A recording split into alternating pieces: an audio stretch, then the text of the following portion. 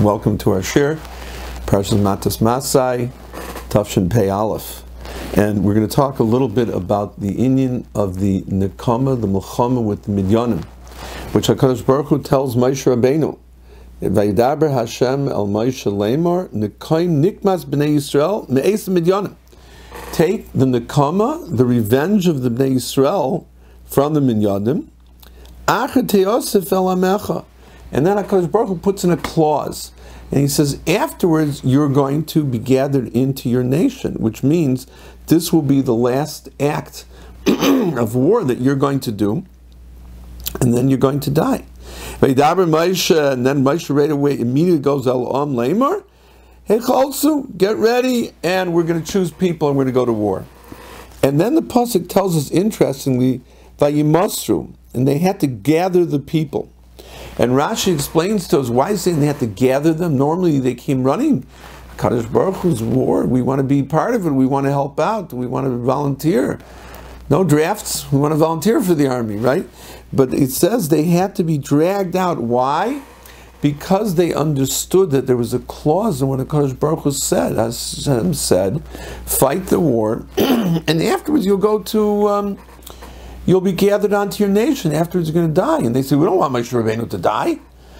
So let's drag our feet. Let's not go so fast to the Milchama. If the Milchama doesn't start, Moshe Rabbeinu will live longer, right? They made a little bit of a good cheshbon. So we see, Rashi says that even though the Bnei Yisrael were so fighting with Moshe Rabbeinu throughout, Od Mat Uskaluni, a little bit, and they're going to stone me, nevertheless the Bnei Yisrael were there when the time came and they knew what Moshe Rabbeinu really was, and they were upset when he was going to be Achet Yosef El Amecha. So there's a story I saw from Rav Galinsky. Rav Galinsky tells an interesting story, very fascinating story. It's a story about the Shagas Aryeh. Shagas Aryeh was he was the Rav in Minsk, and what happened was Nebuch.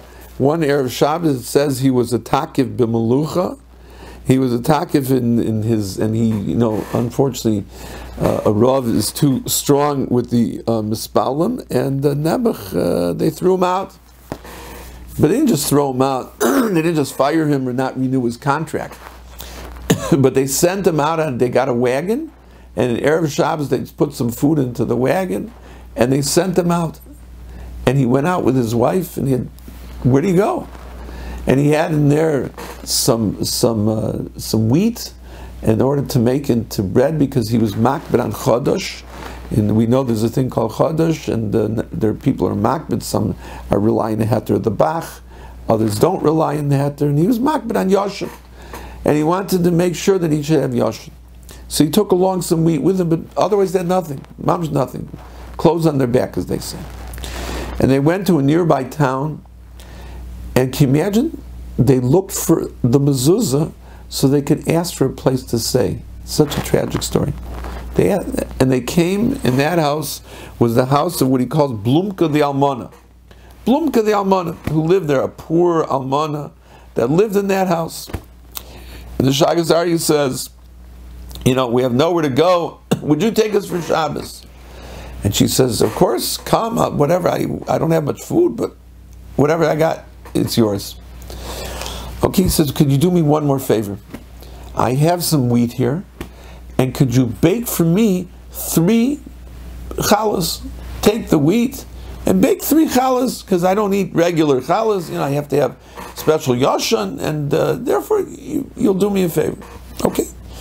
So she goes and she grinds. Remember, it wasn't like in those today that you run out and you just buy some challahs. She had to grind it, and she had to knead it, and she had to bake it, and finally she made them the challahs.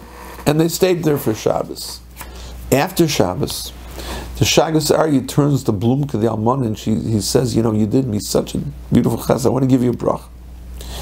I'm going to give you a brach. You're going to become a rich woman, and you're going to have a richas yom. You're going to live a long life. But I want you to do 3 things with your wealth. I want you to build 2 shuls in Chutz La'aretz and 1 shul in Eretz Yisrael. She's beautiful. Shagas Aryeh leaves, and Blumka Almana Taka becomes a wealthy, wealthy lady. So she built 2 shuls in Chutz La'aretz.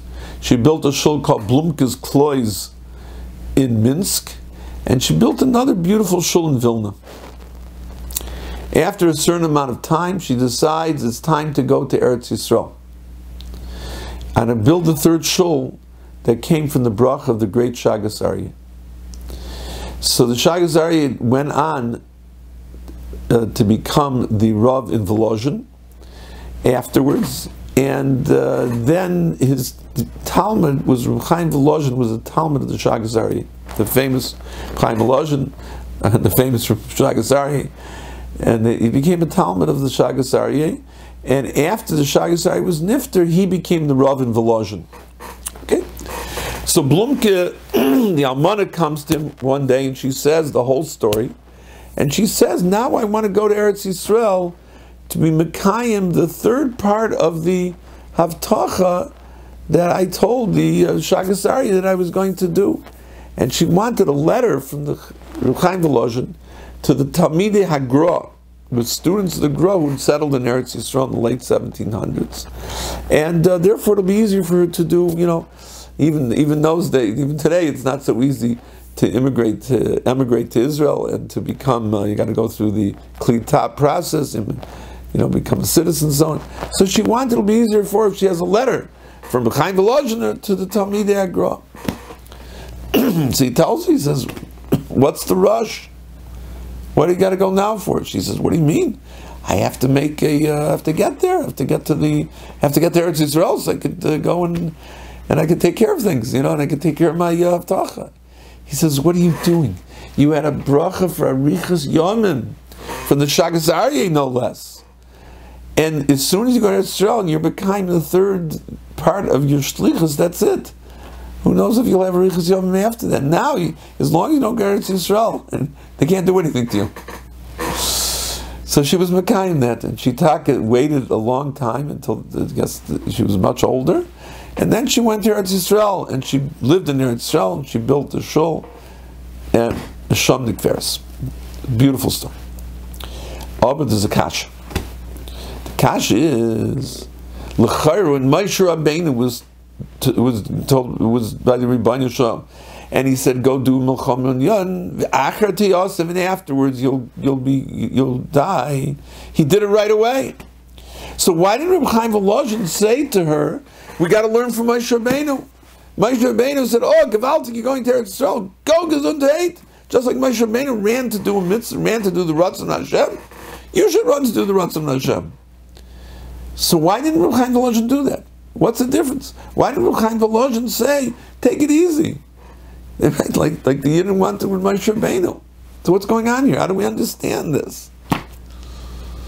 The answer is that there's a difference. Moshe Rabbeinu was dealing with Chillul Hashem. The entire episode of the Bnei Smayav and the entire fight. Remember, who came to Bilam at the beginning? The sorry Midyon. And Rashi says, "L'char, why did HaKadosh Baruch Hu say Nekaim Nikmas Bnei Yisrael Mesa Midyonim?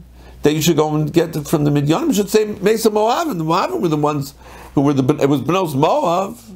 So why was it against Midyon?" So Rashi says, because Moav at least had a justification. They had an answer. We're scared. They're going to come in, and it does say that you're not allowed to chep a Moav, just not to kill him. Maybe we're afraid they're going to come in, and who knows what they're going to do to us. But Midyon, Rashi says, who asked you? You're not involved in this. And nevertheless, you went and you did this. Doesn't anti-Semit. Here we're talking about a real anti-Semite. Here we're talking about the Midyanim had no reason, like Iran, 800 miles away, 1,200 miles away, whatever, and they're not even Arabs. They didn't get displayed, nothing. And Nebuch, they're tight meshuga to destroy and kill Nebuch every year. What's going on? And the world, of course, doesn't even flinch. They say it, and but they have no skin in the game, as they say. So Midyon, Hashem says, the Kandik Hashem Mesa Midyon, Bnei Yisrael Mesa Midyonim. Because they are Taka, they're Chillul Hashem, standing there. They're fighting against everything the Yidden are. not against what the Yidden did, but the very fact that they're Yidden. And therefore, Nekayim Nikmas. So when there's a Chil Hashem, Moshe Rabbeinu says, you don't wait. When there's a Chil Hashem, no matter what it takes, you got to do it. There might be a problem, you might get hurt, Chas v'shalom even worse. Doesn't matter, it's a Chil Hashem. Chil Hashem has to be taken care of. Whereas the case of Blumka's Klois, it's Hashem, you'll build a shul later. But your living comes first. So we see how terrible a Chil Hashem is. That's one of the few things that a person has to fight with all his might, even at his own expense. I remember when I grew up as a kid, and we lived in a place where there weren't a lot of Yidden around. Making a Chil Hashem was considered the worst thing that a human being can do. To make a Chil Hashem in front of the Ummah Olam is a terrible, terrible thing. We were told as kids over and over and over, your purpose is to make a Kiddush Hashem and not Chas v'shalom to make a Chil Hashem. As a matter of fact, very often when we talk about things that are negative, they'll say the Lashon in the Chazal, L'tav or L'mutav. Means for the good or the other way. So we talk about Kiddush Hashem and the other way. We don't even want to say it. But the emes is that we see how Moshe Rabbeinu said there's a Chil Hashem you got to take care of. And I was thinking that even a Chil Hashem, that we have to be careful not to make a Chil Hashem, that we have to fight a Chil Hashem, is even when nobody knows about it. The Rabbeinu Yonis says that a Chil Hashem is a fil b'chadri chadorim. We know that in the Masai, that Masai, that people should think you're doing something not right, is not only in public, but even in private, even b'chadri chadorim. Nobody knows, to say the Chil Hashem. A person not to make a Chil Hashem, something that's a Chil of HaKadosh Baruch Hu, it's not a matter, even people aren't watching. There's a Chil Hashem, you're not allowed to do it. And Chil Hashem is, even Yom Kippur is not mechaper. So how careful do we have to be when we see that Moshe Rabbeinu is willing to give up his very life? He was told, Acher te'asev alamecha. You're going to do the nikmas Bnei Yisrael, and we point out that he said nikmas Hashem. When he talked it over, he said nikmas Hashem. He was thinking of HaKadosh Baruch Hu. He was thinking HaKadosh Baruch Hu said Bnei Yisrael. He said nikmas Hashem, because each one had in mind the other. So what Moshe Rabbeinu said, Chil Hashem, I can't. It doesn't matter. My life is not as important as avoiding the terrible Chil Hashem, or the fact that the Midyon are even around is a Chil Hashem.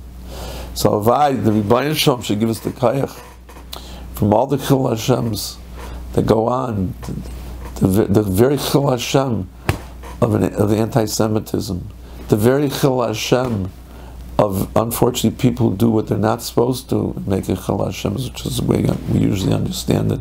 How careful do we have to be? How careful in every minute of our life. And we have to train our children. If there are people standing in line, you don't jump in front of the line. It's a Chil Hashem. If there's to do something nice or saying good morning to somebody and you ignore them, maybe it's everything we do has to be geared to our Kiddush Hashem and not Chas v'shalom Chil Hashem. And that was what Moshe Rabbeinu taught us.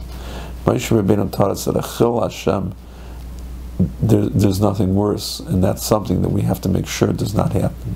So our first step is to not make a Chil Hashem ourselves, and for sure not to let other people make a Chil Hashem, and not to make the Ummah Olam make a Chil Hashem, and we have to fight that. And that's our job in life, to fight Chil Hashem and to make Kiddush Hashem. The lesson of the Kaim Nikmas, Bnei Yisrael Meis Midyon, the Acher Te'asef Alamecha. Good Shabbos.